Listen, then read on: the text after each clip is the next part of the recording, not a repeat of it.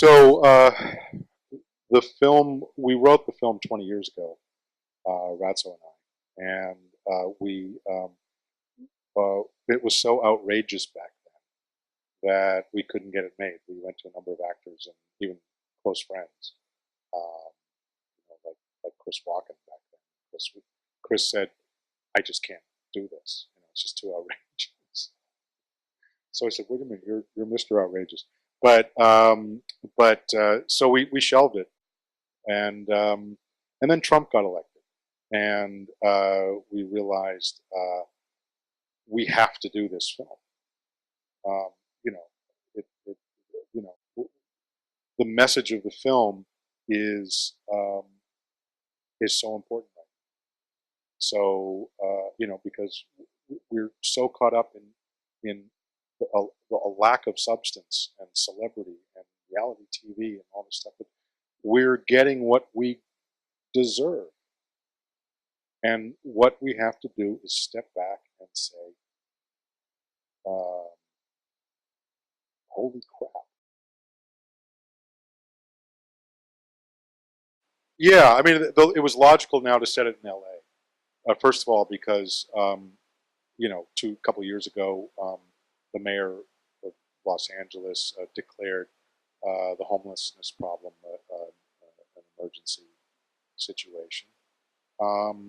And the reason why I keep cutting back and forth to homeless people in the film is because you have these two people that are so caught up in their own lives, their own celebrity. I mean, I live on the west side of LA, and I see tragedy every single day, and I see Rolls Royces and Maseratis and driving by, and it's like, just look out the window, look and see. You're so caught up in your own crap, because ultimately happiness is not all that stuff. Happiness comes from helping other people, from doing something greater than yourself.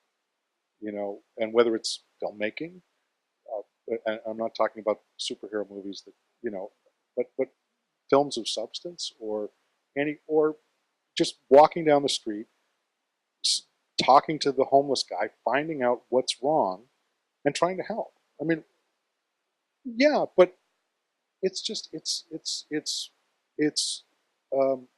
this whole thing where we're just too caught up in everything that and it's an age old story, but I have a friend who's a folk singer, and he writes material, and he wrote an anti-war song, and someone said, "Oh, that's been said so many times. Why do you have to write another anti-war song?" He said, "Well, we're still fighting wars, If you can stop wars, I'll stop writing those songs." And so yeah, the idea of celebrity and shallowness and so on and so forth is an old issue, but it's an age old issue, and if you're trying to tell me that it's no longer relevant, look who we elected president. Okay, you can. However, you got to really work hard, because there's one little. I know, with Hollywood movies, you're supposed to have a happy ending, and we sort of have a happy ending, and the guy redeems himself in the end. But does he really? He stole an idea from a homeless guy. And where's the homeless guy at the end? He's not at the dinner. Where is he? He's probably still homeless, right? So where is the character Ted Gold? Where is he now, anyway? I mean, yeah, it sounds like he's doing the right thing now, but is he really? And so that's a question I want the audience to leave with. Where's Jake the homeless guy?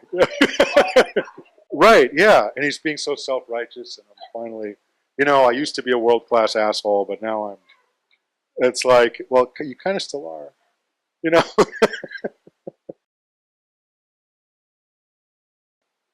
Gabriel was a natural. Gabriel, my co-writer Ratso has known Gabriel for years.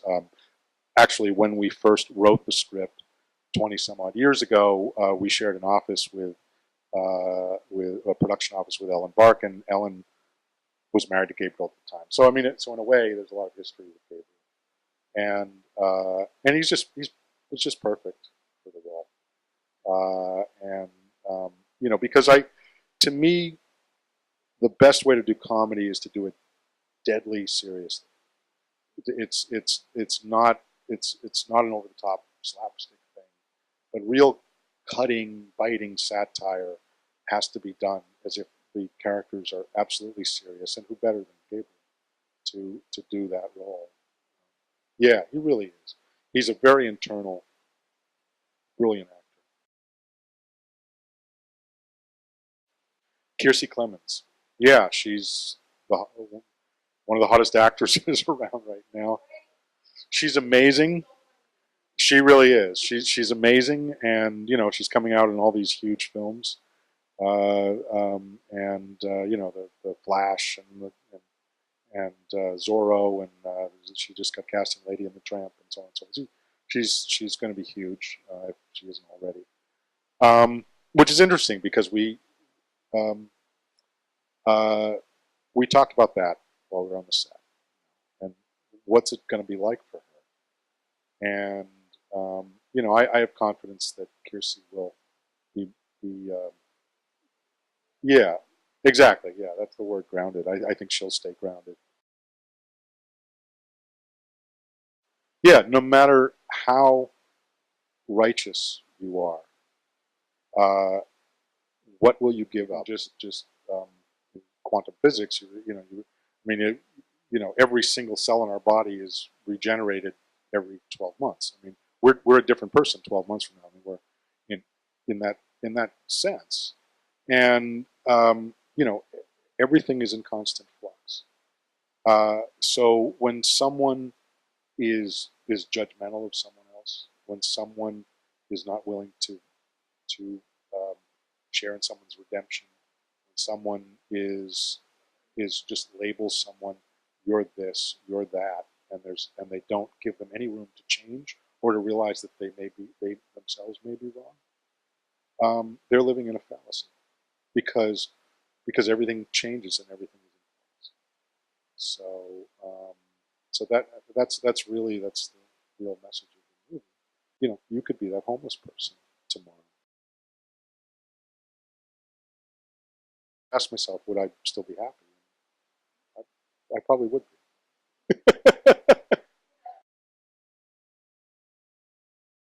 I didn't know there was another way to shoot a film.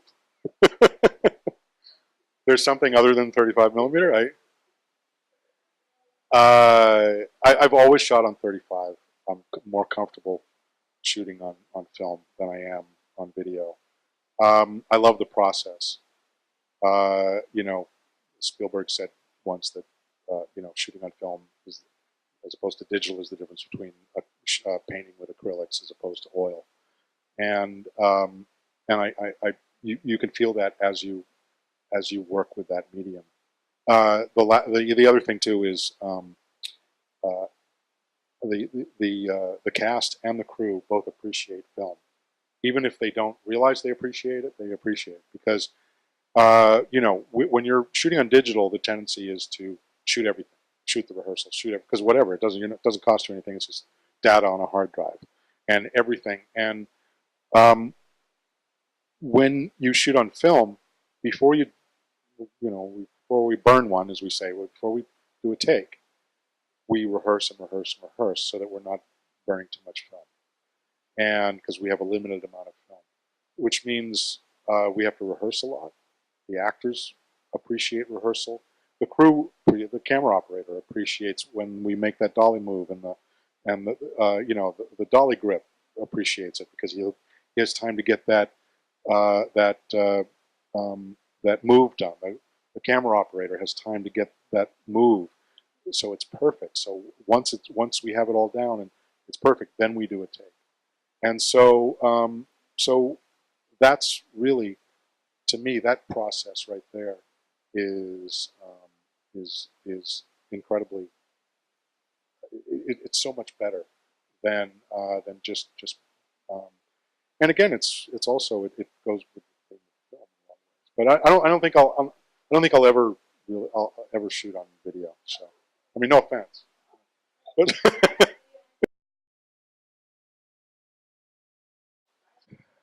um, uh, I found out I can shoot really fast because we had a limited budget on this one. Um, you're always constantly learning things about yourself, but especially um, on a film, you make a lot of relationships, and you study. Part of being a director, um, one of the key things is you have to make the character on the screen believable to the audience, and as a result, you have to study psychology. And so, whenever I make a film, especially this one, um, you you you are always constantly studying people's behavior, and you just learn more and more about when you're making a film about human behavior, about what happens when people get corrupted, for even though they feel like they're not corrupt. I mean, um, to to see how people react to that off the set is always incredibly interesting to me. So, and this is, I've made love stories, and I've made a satire before. I've made, boxing film, but this one, especially because of the subject matter and the fact that people in the film, in real life, actually had to deal with the same issue. It was fascinating to talk to them about it, and that was part of the process. So I learned a lot. Yeah. So there was a website, an nlaminute.com. Uh, so that's www.nlaminute.com.